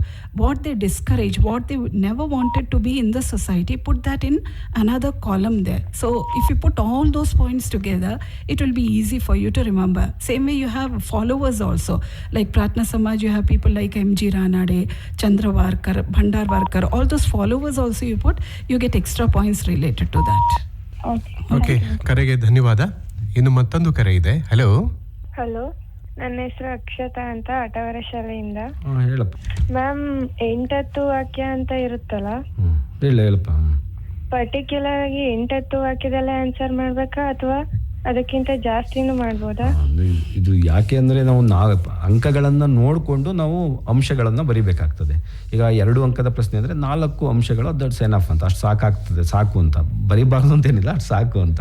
ಇನ್ನು 3 ಅಂಕದ ಪ್ರಶ್ನೆ ಅಂದರೆ 6ರಿಂದ 8 ನಿರೀಕ್ಷೆ ಮಾಡತಕ್ಕಂಥದ್ದು, 4 ಅಂಕ ಅಂದರೆ 8ರಿಂದ 10 ಅಂತಕ್ಕಂಥ ನಿರೀಕ್ಷೆ ಇರ್ತಕ್ಕಂಥದ್ದು. ಗರಿಷ್ಠ ನಾನು 12 ಪಾಯಿಂಟ್ ಬರಿತೀನಿ, 13 ಪಾಯಿಂಟ್ ಬರಿತೀನಿ ಅಂದರೆ ಅದೇನು ತಪ್ಪು ಅಂತ ಹೇಳೋಲ್ಲ, ಬರಿಬೋದು. ಆದ್ರೆ ಅಂಕಗಳು 4 ನಿಗದಿ ಮಾಡಿದರೆ 4 ಕೊಡೋದು, ಜಾಸ್ತಿ ಪಾಯಿಂಟ್ ಇದೆ ಅಂತ 1 ಎಕ್ಸ್ಟ್ರಾ ಅಂಕ ಕೊಡೋದು ಪದ್ಧತಿ ಏನಿರೋದಿಲ್ಲ ವಿದ್ಯಾರ್ಥಿಗಳೇ. ಬಟ್ ನಿಮ್ಗೆ ಗೊತ್ತಿದ್ರೆ, ನಿಮಗೆ ಪರ್ಫೆಕ್ಟ್ ಇತ್ತು, ನಾನು ಪರ್ಫೆಕ್ಟ್ ಇದ್ದೀನಿ, ಯಾವುದು ವ್ಯತ್ಯಾಸ ಇಲ್ಲ ಅಂದ್ರೆ 10ಕ್ಕೆ ಸ್ಟಾಪ್ ಮಾಡಿದ್ರೆ 8 ಆದ್ರಿಂದ 10 ವಾಕ್ಯಗಳು ಸ್ಟಾಪ್ ಮಾಡಿದ್ರೆ ದಟ್ಸ್ ಎನಫ್, ಸಾಕಾಗ್ತದೆ. ಮುಂದೆ ಹೋಗೋದು ಬೇಕಾಗೋಲ್ಲ. ನಿಮಗೆ ಸಮಯ ಸಿಕ್ತು, ನಾನು ಕಲ್ತಿದ್ದೀನಿ ಬರೀಬೇಕಂದ್ರೆ ನೋಡ್ಕೊಂಡು ಬರೆದ್ರೆ ತಪ್ಪೇನಿಲ್ಲ. ಬಟ್ ಅಂಕಗಳೇನು ಅದಕ್ಕೆ ಸಿಗೋದಿಲ್ಲ, ನಿಮಗೆ ಕಲಿಕೆ ದೃಷ್ಟಿಯಿಂದ ಅನುಕೂಲ ಆಗ್ಬೋದು ಅಂತ. ಕರೆ. Hello. Hello, I am Aman from Nittur. My question is, what are your suggestions to eradicate communalism being an internal problem of India? Idrali, how can we make own suggestion to eradicate? See, though they ask eradicate communalism, those points, even if they ask there, they ask your own suggestions. They expect the points which are given in the textbook only. So what you have to do is put it in your own language, but the point should be related to the topic itself. For example, you have uniform civil code there, so they expect that point there. Though it is a personal question, what are your suggestions? You can put it in your way. I suggest uniform civil code to be implemented by the government. That way they expect. Then equality among the citizens, if it is there, we can eradicate communalism. If there is secular values in the society, we can eradicate communalism. So though it is a personal question directly asked towards the students, the point should be related only to the paragraphs which are given in the textbook. Is it clear, Hemant? Yes, ma'am. Ma'am, explain ಮಾಡಬೇಕಾ ಇಲ್ಲ point wise ಬರೆಯೋದಾ? Generally we expect points. Paragraphs, if it is a point, for example, if you have intensive farming, commercial farming, ade heading ಹಾಕ್ಬಿಟ್ಟು you can write 1 or 2 points related to that. Generally we find points expected in public exam. For 4 marks 8 to 10 points, 3 marks 5 to 6 points, 2 marks 3 to 4 points, and for 1 mark we generally expect 1 sentence there. So if you just write only the points there without putting it in a sentence, there are chances of losing the marks there. So 8-10 points if they say, stick on to that itself. ಇದಕ್ಕೆ ಒಂದು addition ಆಗಿ ನಾನು add ಮಾಡೋಕ್ಕೆ ಇಷ್ಟಪಡ್ತೀನಿ. ಏನಂದರೆ ನಾವು ಗಮನಿಸಿದ ಸಂದರ್ಭದಲ್ಲಿ ವಿದ್ಯಾರ್ಥಿಗಳು ಪಾಯಿಂಟ್ ಬರೆಯುವಾಗ ಗಮನಿಸಿದ್ವಿ, ಒಂದು ಮಹಿಳೆಯರ ಸ್ಥಾನಮಾನ ಉತ್ತಮಪಡಿಸಿರುವ ಸರ್ಕಾರದ ಕ್ರಮಗಳಂತ ಬರೀ ಬಾಲ್ಯ ವಿವಾಹ ಅಂತ ಬರೀತಾರೆ, ಮುಂದೆ ಏನು ಮಾಡ್ಬೇಕಂತ ಬರೆಯಲ್ಲ. ಅದೇನು ನಿಷೇಧ ಮಾಡಬೇಕಾ ಆ ಥರದ್ದೇನು ಪಾಯಿಂಟ್ಗಳು ಇರೋದಿಲ್ಲ, ಆ ಥರದ್ದು ಕೂಡ ಗಮನಿಸಿದ್ವಿ. ಆಮೇಲೆ ಪಾಯಿಂಟ್ಗಳು ಬರೆಯೋ ಬರೆಸೋದಲ್ಲಿ ವಿಧವಾ ವಿವಾಹಕ್ಕೆ ಪ್ರೋತ್ಸಾಹ ಅಂತ ಬರೀತಾ, ಹಂಗೆ ಬಾಲ್ಯ ವಿವಾಹಕ್ಕೂ ಪ್ರೋತ್ಸಾಹ ಅಂತ ಕಂಟಿನ್ಯೂಸ್ ಅದೇ ಪಾಯಿಂಟ್ ಲೆಕ್ಕದಲ್ಲಿ ಬರ್ಕೊಂಡೋಗಿರೋದನ್ನು ಕೂಡ ಗಮನಿಸಿದ್ವಿ. ಈ ಥರದ್ದೆಲ್ಲ ನಾವು ಗಮನಿಸಿದಾಗ ಸಾಧ್ಯ. ಅದಕ್ಕೆ ನಾವು ಹೇಳ್ತೀವಿ, ಸೆಂಟೆನ್ಸ್ ಅಂದರೆ ದೀರ್ಘ ಸೆಂಟೆನ್ಸ್, ಲಾಂಗ್ ಸೆಂಟೆನ್ಸ್ ಅಲ್ಲಿ ಬರೀಬೇಡ, ಆ ಚಿಕ್ಕ ಸೆಂಟೆನ್ಸ್ಗಳಲ್ಲೇ ಮುಗಿಸೋಂಥದ್ದನ್ನು ಕಲಿತಕ್ಕಂಥದ್ದು. ಈಗ ಮೇಡಮ್ ಕೋಮುವಾದ ಕೇಳೋದು, ಏಕರೂಪದ ನಾಗರಿಕ ಸಂಹಿತೆ ಅಂತ ಬರೋಸಕ್ಕಲ್ಲ, ನಾಗರಿಕ ಸಂಹಿತೆ ಜಾರಿಗೊಳಿಸೋದು, ಈ ಥರ ಸೆಂಟೆನ್ಸ್ ಕ್ಲೋಸ್ ಮಾಡಬೇಕು. ಕ್ಲೋಸಿಂಗ್ ಸೆಂಟೆನ್ಸ್ ಕ್ಲೋಸ್ ಮಾಡಿದರೆ ಒಳ್ಳೆಯದು. ಎಲ್ಲ ನಾಗರಿಕರಿಗೆ ಸಮಾನ, ಅದು ಸಮಾನತೆ ಅನ್ನೋದು ಎಲ್ಲ ನಾಗರಿಕರನ್ನು ಸಮಾನವಾಗಿ ಕಾಣುವುದು, ಈ ಥರ ಸೆಂಟೆನ್ಸ್ಗಳನ್ನು ಮಾಡ್ಕೊಂಡು ಹೋಗೋದು ಸೂಕ್ತ ಆಗ್ತದೆ. ಕೆಲವೊಮ್ಮೆ ಪಾಯಿಂಟ್ಗಳು ಬರೆಯುವಾಗ ನಿಮ್ಮ ವಿದ್ಯಾರ್ಥಿಗಳು ಗೊತ್ತಿಲ್ಲದೆ ಕೆಲವೊಂದು ಕ್ಲೋಸಿಂಗ್ಗಳು ಏನು ಬಿಟ್ಟೋಗ್ತವೆ, ಆ ಸಂದರ್ಭ ಅಂಕಗಳು ಕಳ್ಕೊಳ್ಳೋ ಸಾಧ್ಯತೆಯೂ ಕೂಡ ಮೇಡಮ್ ಹೇಳೋ ಸಾಧ್ಯತೆಗಳು ಹೆಚ್ಚಾಗಿರ್ತವೆ. ಸಾಧ್ಯವಾದಷ್ಟು ಸೆಂಟೆನ್ಸ್ಗಳ ವಾಕ್ಯ ಅಂಶಗಳನ್ನೇ ಕ್ಲೋಸಿಂಗ್ ಫಾರ್ಮಲ್ಲಿ ಇರ್ತಕ್ಕಂಥದ್ದು, ಅದಕ್ಕೆ ಪೂರ್ತಿ ಮೀನಿಂಗ್ಫುಲ್ ಆಗಿರ್ತಕ್ಕಂಥದ್ದು ನೋಡ್ಕೊಳ್ಳೋದು ಹೆಚ್ಚು ಸೂಕ್ತ ಆಗಿರ್ತದೆ. ಓಕೆ, ಧನ್ಯವಾದ ನಿಮ್ಮ ಕರೆಗೆ. ಈಗ ಸಮಯದ ಅಭಾವದಿಂದ ನಾನು ಬೇಗ ಮುಗಿಸ್ಬಿಡ್ತೇನೆ ಸರ್. ಈಗೇನು ಇತಿಹಾಸದಲ್ಲಿ ನಾವು ಚರ್ಚೆ ಮಾಡ್ತಾ ಇದ್ದು, ಏನು 9 ಅಧ್ಯಾಯಗಳಿದೆ, ಅದರಲ್ಲಿ ಅತಿ ವೆರಿ ಇಂಪಾರ್ಟೆಂಟ್ ಆಗಿ ಯಾವ ಅಧ್ಯಾಯಗಳನ್ನು ಬೇಕು, ನಾನು ಆಗಲೇ ಗಾಂಧಿಗೆ ಹೇಳಿದ್ದೀನಿ. ಇನ್ನು ಸ್ವತಂತ್ರ ಹೋರಾಟದಲ್ಲಿ ಮೇಡಮ್ ಕೂಡ ಇಂಗ್ಲೀಷಲ್ಲಿ ಭಾಳ ಎಕ್ಸ್ಪ್ಲೈನ್ ಮಾಡಿದ್ದಾರೆ. ಭಾಳ ಮೇಜರ್ ಆಗಿ ನಾವು ಫೋಕಸ್ ಮಾಡ್ತಕ್ಕಂಥದ್ದಲ್ಲಿ ಮಂದಗಾಮಿ, ತೀವ್ರಗಾಮಿ, ಕ್ರಾಂತಿಕಾರಿಗಳು ಬಹುತೇಕ ಫೋಕಸ್ ಅಲ್ಲೇ ಇರ್ತದೆ. ಅಲ್ಲೇ ಬಹುತೇಕ ನಮಗೆ ಹೆಚ್ಚು ಕಾನ್ಸಂಟ್ರೇಟ್ ಮಾಡ್ತಕ್ಕಂಥ ಏರಿಯಾ. ಅದ್ರ ಜೊತೆಗೆ ಅಡಿಷನ್ ಮಾಡೋದಾದರೆ ನಮಗೆ ಬಂಗಾಳದ ವಿಭಜನೆ ಒಂದಿರ್ತದೆ, ಜೊತೆ ತಿಲಕರು ಒಂದು ಆ್ಯಡ್ ಮಾಡಿಕೊಂಡು ಅಂತಕ್ಕಂಥದ್ದು. ಇನ್ನು ಕಾಂಗ್ರೆಸ್ ಸ್ಥಾಪನೆಗೆ ಆದ ಪೂರಕವಾದ ಸನ್ನಿವೇಶಗಳನ್ನು ಕೂಡ ನೋಡ್ಕೋತೀವಿ. ಅದರಲ್ಲೂ ಮಂದಗಾಮಿ ತೀವ್ರಗಾಮಿ ಕ್ರಾಂತಿಕಾರಿಗಳ ಮೇಲೆ ಹೆಚ್ಚು ಫೋಕಸ್ ಮಾಡೋದು, ಅದು 3 ಅಂಕಗಳು. ಅಲ್ಲಿಗೆ ಈ 2 ಅಧ್ಯಾಯಗಳ 4, 3, 7 ಅಂಕಗಳು ಸಿಗ್ತದೆ. ಅದು ಬಿಟ್ಟರೆ ಭಾರತದ ಪ್ರಥಮ ಸ್ವತಂತ್ರ ಸಂಗ್ರಾಮ, ಅದು ಭಾಳ ಸುಲಭವಾದ ಅಧ್ಯಾಯ. ಈ ಸ್ವತಂತ್ರ ಸಂಗ್ರಾಮಕ್ಕೆ ರಾಜಕೀಯ ಕಾರಣಗಳು, ಆರ್ಥಿಕ ಕಾರಣಗಳು ಮತ್ತು ಆಡಳಿತಾತ್ಮಕ ಕಾರಣಗಳು ಮತ್ತು ತಕ್ಷಣದ ಕಾರಣಗಳಿದೆ, ಮತ್ತು ವಿಫಲತೆಗೆ ಕಾರಣ, ಮತ್ತು ದಂಗೆ 57ರ ಕ್ರಾಂತಿ ಪರಿಣಾಮಗಳಿದ್ದಾವೆ. ಈ ಕ್ವಶನ್ಸ್ಗಳು ಒಂದು 5 ಕ್ವಶನ್ಸ್ ಏನಿದೆ 3 ಅಂಕಗಳನ್ನು ಗ್ಯಾರಂಟಿ ಸಿಗ್ತದೆ. ನಾವು ಏನು ಇತಿಹಾಸದ 25 ಅಂಕಗಳನ್ನು ಡಿವೈಡ್ ಮಾಡಿದ್ರಲ್ಲಿ ನೋಡಿದಾಗ ಗಾಂಧಿಯುಗ, ಸ್ವತಂತ್ರ ಹೋರಾಟ, ಭಾರತದ ಪ್ರಥಮ ಸ್ವತಂತ್ರ ಸಂಘ 4, 3, 7, 3 10 ಅಂಕಗಳು. ಈ 3 ಅಧ್ಯಾಯಗಳಿಂದಲೇ ನಾವು ಬಹುತೇಕ 10 ಅಂಕಗಳನ್ನು ನಿರೀಕ್ಷೆ ಮಾಡುವ ಸಾಧ್ಯತೆ. ಈ 3 ಅಧ್ಯಾಯಗಳಲ್ಲಿ ಮೊದಲು ಹೆಚ್ಚು ಫೋಕಸ್ ಮಾಡಿಕೊಂಡು ಅದ್ರ ಜೊತೆಗೆ ನಾವು ಸಾಮಾಜಿಕ ಧಾರ್ಮಿಕ ಸುಧಾರಣಾ ಚಳುವಳಿಗಳು, ವಿದ್ಯಾರ್ಥಿಗಳದ್ದು ಒಂದು ಸಮಸ್ಯೆ ಅಂದರೆ ಒಂದು 13 ಸಂಸ್ಥೆಗಳಿದ್ದಾವೆ ಹೇಗೆ ಅಂತಕ್ಕಂಥದ್ದು, ಅದು ನಾವು ಭಾಳ ಸರಳವಾಗಿ ಹೇಳಿದ್ದಾರೆ. ಅದನ್ನು ಕಾಮನ್ ಆಗಿ ಬರ್ತಕ್ಕಂಥ ಪಾಯಿಂಟ್ಗಳನ್ನ ಒಂದು ಕಡೆ ಸೇರ್ಕೊಂಡು ಅದಕ್ಕಿದ್ದಾರೆ, ಅಲ್ಲೂ ಕೂಡ 3 ಅಂಕದ ಸಾಧ್ಯತೆ ಇರ್ತದೆ. ಇನ್ನು ಕರ್ನಾಟಕದಲ್ಲಿ ಬ್ರಿಟಿಷ್ ಆಳ್ವಿಕೆಗೆ ಪ್ರತಿರೋಧಗಳಲ್ಲೂ ಕೂಡ ಸಂಗೊಳ್ಳಿ ರಾಯಣ್ಣ, ಚೆನ್ನಮ್ಮ ಮುಂತಾದ ವಿಷಯಗಳ ಮೇಲೆ ಇದ್ರೂ ಕೂಡ ಅಂಕಗಳಿರ್ತದೆ ಅಂತಕ್ಕಂಥದ್ದು. ನಾನು ಇಲ್ಲೂ ಕೂಡ 3 ಅಂಕಗಳಿರ್ತದೆ. ಇಲ್ಲಿ ಭಾಳ ಮುಖ್ಯವಾಗಿ ಸ್ವತಂತ್ರ ಹೋರಾಟ, ಗಾಂಧಿಗ ಪ್ರಥಮ ಸ್ವತಂತ್ರ ಸಂಗ್ರಾಮ, ಸಾಮಾಜಿಕ ಸುಧಾರಣೆಗಳು ಮತ್ತು ಕರ್ನಾಟಕದ ಬ್ರಿಟಿಷ್ ಆಳ್ವಿಕೆಗೆ ಪ್ರತಿರೋಧಗಳು, ಇಷ್ಟು ಅಧ್ಯಾಯ ಮತ್ತು ಇನ್ನೊಂದು ಅಡಿಷನ್ ಆಗಿ ಬ್ರಿಟಿಷ್ ಆಳ್ವಿಕೆ ಪರಿಣಾಮಗಳು, ಇಷ್ಟು ಬೇಕಾದಷ್ಟು ಇದರಲ್ಲಿ ಬಹುತೇಕ 3 ಅಂಕಗಳು ಗಾಂಧಿಗ ಬಿಟ್ಟರೆ ಇನ್ನೆಲ್ಲ 3 ಅಂಕಗಳಿರೋ ಸತ್ಯದಿಂದ ಇಲ್ಲಿ ಪ್ರಶ್ನೆಗಳಿಗೆ ಸಿದ್ಧತೆ ಆದರೆ ಹೆಚ್ಚು ಅಂಕಗಳನ್ನು ಗಳಿಸಲಿಕ್ಕೆ ಸಾಧ್ಯ ಆಗ್ತದೆ. ಮೊದಲನೇ ಆದ್ಯತೆಗೆ ವಿದ್ಯಾರ್ಥಿಗಳು ಗಾಂಧಿಗ ಮತ್ತು ಸ್ವತಂತ್ರ ಹೋರಾಟ, ಪ್ರಥಮ ಸ್ವತಂತ್ರ ಸಂಗ್ರಾಮವನ್ನು ಕಡ್ಡಾಯವಾಗಿ ತಯಾರು ಮಾಡಿಕೊಂಡ್ರೆ ಅವರು 10 ಅಂಕಗಳನ್ನು ಗಳಿಸುವ ಸಾಧ್ಯತೆ ಇರ್ತದೆ. ಇನ್ನು ಪ್ರಶ್ನೆ ಒಂದಿದೆ ವಿದ್ಯಾರ್ಥಿದು. ಹಲೋ, ನನ್ನ ಹೆಸರು ಸೃಷ್ಟಿ ಅಂತ, ಹಾಸನಿಂದ. ಇವಾಗ ಹಿಸ್ಟ್ರಿಲಿ ಕ್ವೆಶನ್ಸ್ ಕೊಡ್ತಾರಲ್ವಾ, ಅದು ನಮಗೆ ಒಂದ್ ಸ್ವಲ್ಪ ಕನ್ಫ್ಯೂಸ್ ಆಗುತ್ತೆ. ರಾಫ್ ಗಾಂಧಿಲೆಲ್ಲ 4 ಪರ್ಸನಾಲಿಟೀಸ್ ಬರಿಬೇಕಾದ್ರೆ ಪಾಯಿಂಟ್ ವೈಸ್ ಕನ್ಫ್ಯೂಸ್ ಆಗುತ್ತೆ. ಅದನ್ನ ಹೆಂಗ್ ರಿಮೆಂಬರ್ ಮಾಡ್ಕೊಳ್ಳೋದು? There's no possibility of confusion related to era of Gandhi, Srishti. Now Mahatma Gandhi, his contribution is totally different from the contribution of Nehru. Nehru's contribution is totally different from Subhash Chandra Bose and B.R. Ambedkar and all. So there what you have to do is concentrate and get ready. Now Jawaharlal Nehru as Prime Minister, what he did, that was never done by Gandhiji, Ambedkar, Subhash Chandra Bose and all. So maybe lack of concentration, you are getting confused, I feel. That chapter particularly, you may not find more scope of confusion. There may be possibility of confusion in chapters like UNO, because you have lot of organization. There are many, you have UN affiliated body. What are the functions? What are the aim? What are the year? Which are the headquarters? There are chances. So Srishti, I don't think era of Gandhi you will have more scope of confusion. You have 3 movements there: non-cooperation, civil disobedience, quit India. There again, non-cooperation, you find total non-cooperation from the side of students, lawyers, and then you have even the awards and titles being returned. So those points are relevant only to non-cooperation. Civil disobedience, you have to remember salt satyagraha carried out by Gandhiji. So and finally you have quit India movement. There you have Gandhiji giving a call of do or die, asking the British to quit India, and immediately you find the arrest of leaders. So those 3 movements also, I don't think there is scope of confusion. And finally you have protest carried out, farmers protest and tribals protest. There also, I don't think, Srishti, there is scope of confusion in that chapter. What you have to do is put all the headings, movements one side, personalities another side, protest on the third side.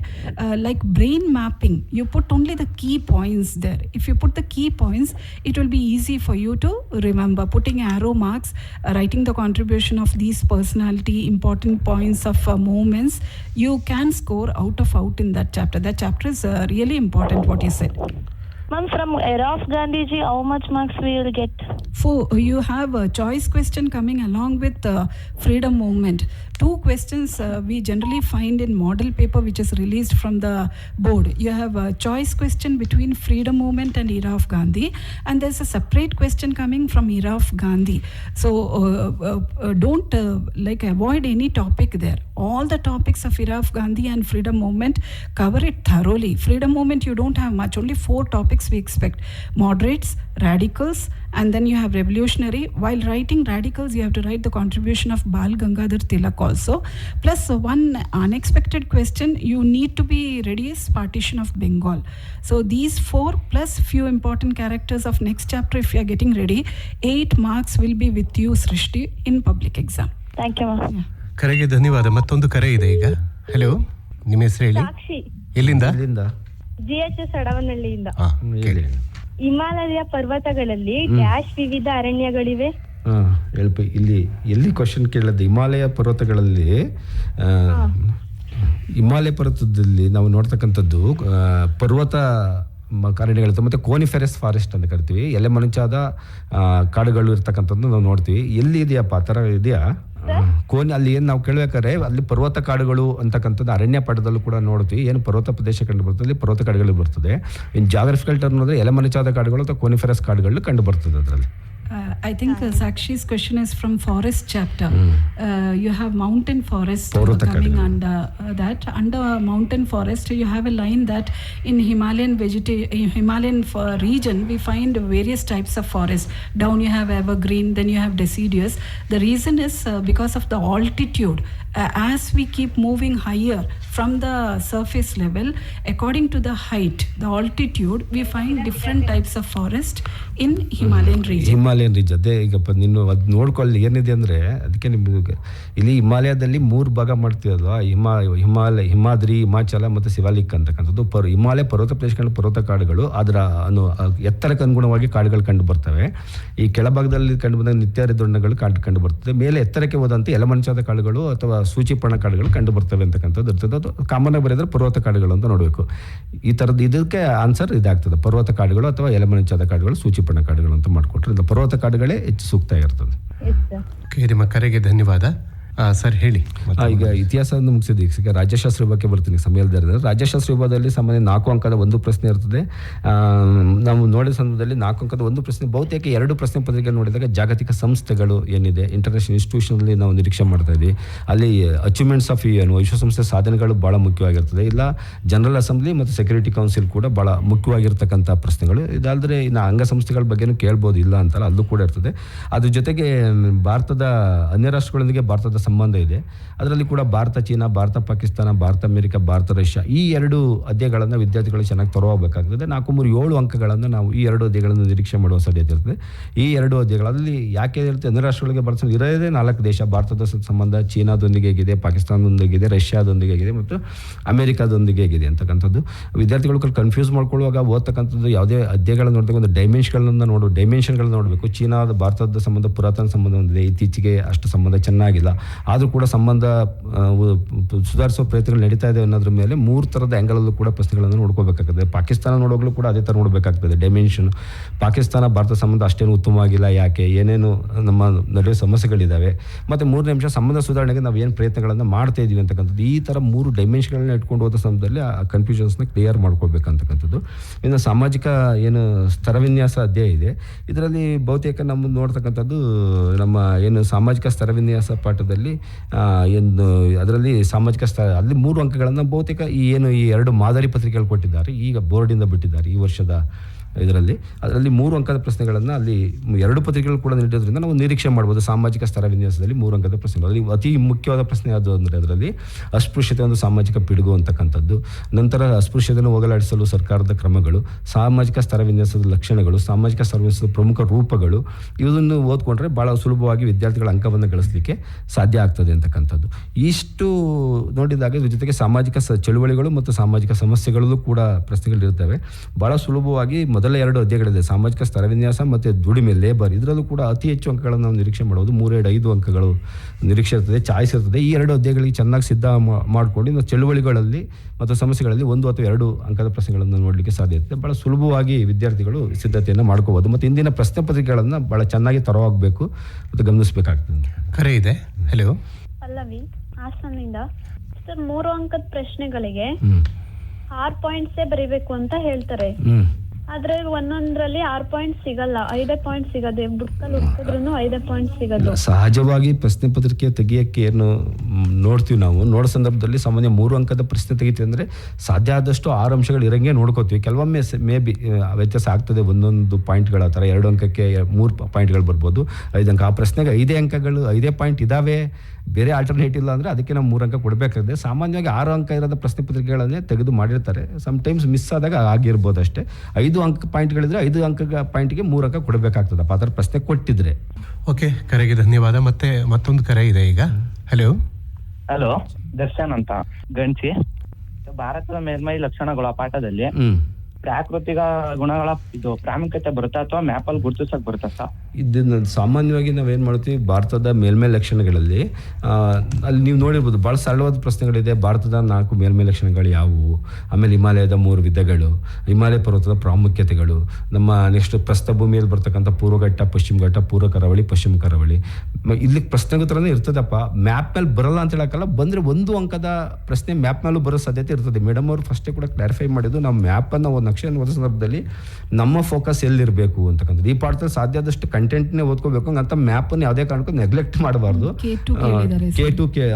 K2 ಕೇಳಿರ್ತಾರೆ. ಹಾಗಾಗಿ ನೀವು ಓದ್ತಾ ಓದ್ನಲ್ಲಿ ಯಾವುದು ಇರ್ತದೆ ಅದನ್ನು ನೋಡ್ಕೊಂಡು ಹೋಗ್ಬೇಕಪ್ಪ. ಬಹುತೇಕ ನಿಮ್ಮ focus ಸಾಧ್ಯ ಆದಷ್ಟು ಕಂಟೆಂಟ್ ಮೇಲೆ ಇರಲಿ. 2ನೇ ಫೋಕಸ್ ಮ್ಯಾಪು ಇರಬೇಕು. 2 ಜೊತೆಲೇ ಹೋಗ್ಬೇಕು. ಯಾಕಂದ್ರೆ ಯಾರು ಫಿಸಿಕಲ್ ಫೀಚರ್ಸ್ ಓದ್ತಾರೆ ವಿತೌಟ್ ಮ್ಯಾಪ್ ಓದಿದ್ರೆ ಅದು ಅರ್ಥನೇ ಆಗೋಲ್ಲ. ವಿತ್ ಮ್ಯಾಪ್ ಓದೋದಾಗ ಅನುಕೂಲ ಆಗ್ತದೆ. ಇಲ್ಲಿ ಇನ್ನೊಂದು ಸಜೆಷನ್ ಏನ್ ಮಾಡ್ತೀರಾ ಸರ್, ತಾವು ವಿದ್ಯಾರ್ಥಿಗಳು ಏನ್ ಮಾಡ್ತೀರಾ ಅಂದ್ರೆ, ಈ ಕಂಟೆಂಟ್ ನ ಓದುವಾಗ ವಿತ್ ಮ್ಯಾಪ್ ಓದಿದ್ರೆ ನಿಮಗೆ ಮ್ಯಾಪ್ ಮತ್ತೆ ಕಂಟೆಂಟ್ 2 ಜೊತೆಲಿ ಬರ್ತದೆ. ಬರೀ ಮ್ಯಾಪ್ ಇಟ್ಕೊಂಡ್ರೆ ಕಂಟೆಂಟ್ ತಾನಾಗೆ ಬರ್ತದೆ ಅನ್ನೋದನ್ನ ಗಮನಿಸ್ಬೇಕು ಸರ್. ಮ್ಯಾಪ್ ನೋಡ್ತಿದ್ರೆ ಸಾಕು, ಅದು ಪೂರ್ವ ಕರಾವಳಿ, ಪಶ್ಚಿಮ ಕರಾವಳಿ ಬರೀ ಮ್ಯಾಪ್ ಅಲ್ಲಿ ನೋಡಿದ್ರೆ ಸಾಕು, ಅದು ಉತ್ತರ ಬರ್ಲಿಕ್ಕೆ ಸಾಧ್ಯತೆ ಇದೆ. ಪಶ್ಚಿಮ ಘಟ್ಟ, ಪೂರ್ವ ಘಟ್ಟ ಮ್ಯಾಪ್ ಅಲ್ಲಿ ನೋಡಿದ್ರೆ ಸಾಕು, ಉತ್ತರ ಬರ್ಲಿಕ್ಕೆ ಸಾಧ್ಯತೆ. ಇದನ್ನು ತಾವು ಓದೋ ಸಂದರ್ಭದಲ್ಲಿ ಮ್ಯಾಪ್ ಅನ್ನ ನೋಡ್ಕೊಂಡೇ ಓದೋದನ್ನ ಅಭ್ಯಾಸ ಮಾಡ್ಕೊಳ್ಳಿ. ಮ್ಯಾಪ್ ಅನ್ನ ನೋಡ್ಕೊಂಡೆ ಅದಕ್ಕೆ ಉತ್ತರ ಬರೆಯೋದನ್ನ ಅಭ್ಯಾಸ ಮಾಡ್ಕೊಳ್ಳಿ. ಮ್ಯಾಪ್ ಮತ್ತೆ ಕಂಟೆಂಟ್ 2 ಕೂಡ ಜೊತೆಲಿ ಸುಲಭವಾಗಿ ಕಲಿಲಿಕ್ಕೆ ಸಾಕ್ತದೆ. ವಿತೌಟ್ ಮ್ಯಾಪ್ ಈ ಅಧ್ಯಾಯವನ್ನು ಓದಕ್ಕೆ ಹೋಗ್ಬೇಡ್ರಿ, ಅರ್ಥ ಆಗಲ್ಲ, ಬಾಯ್ಪಾಠ ಮಾಡಿದ್ ಮರ್ತು ಹೋಗ್ತದೆ ಅನ್ನೋ ಕಾರಣಕ್ಕೆ.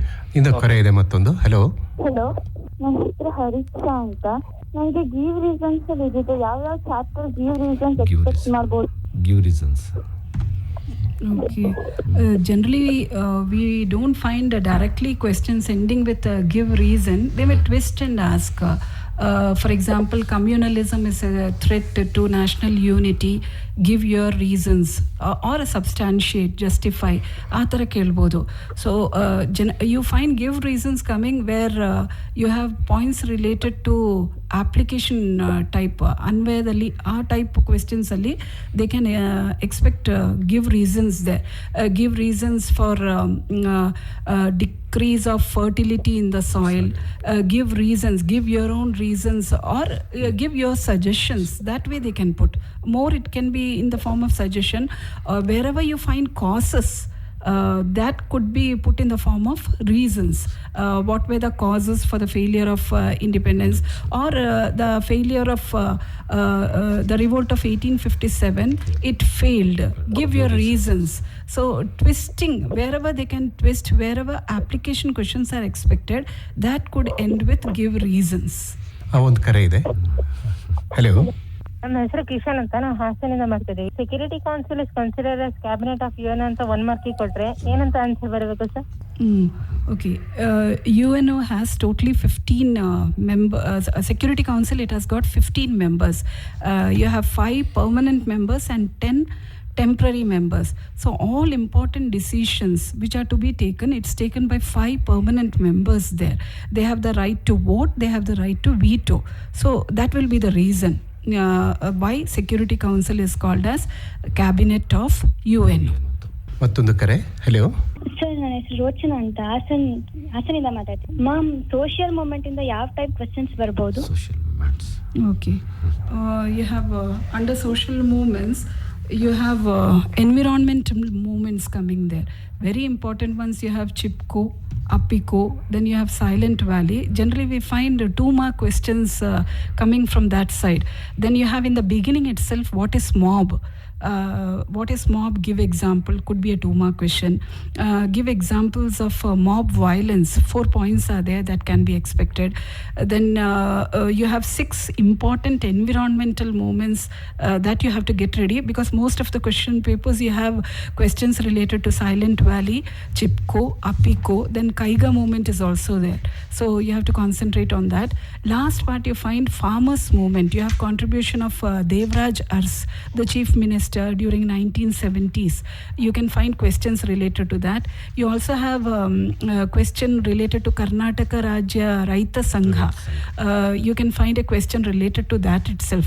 So environmental movement, mob, mob violence, contribution of Devrajars, then demands of Karnataka Rajya, Raita Sangha. These are expected questions which you may find in your public exam question paper from the chapter which you said.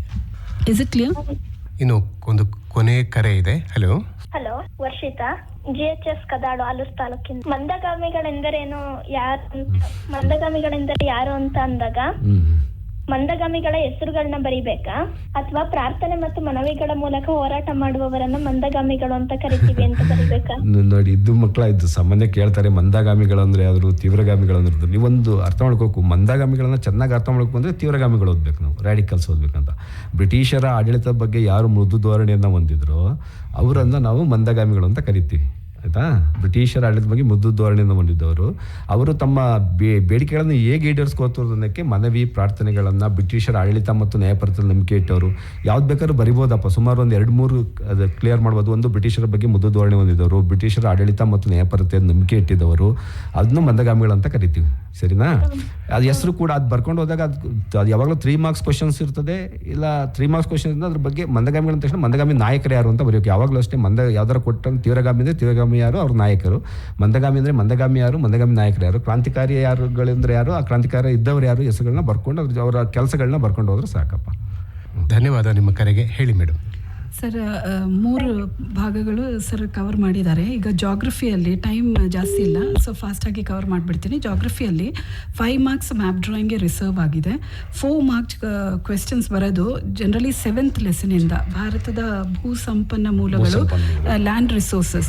So ಆ ಪಾಠದಿಂದ ಎಷ್ಟೋ questions ಮಕ್ಕಳು ಪಟ್ಟಿ ಮಾಡಿದರೆ it will be easy for them to score 4 marks.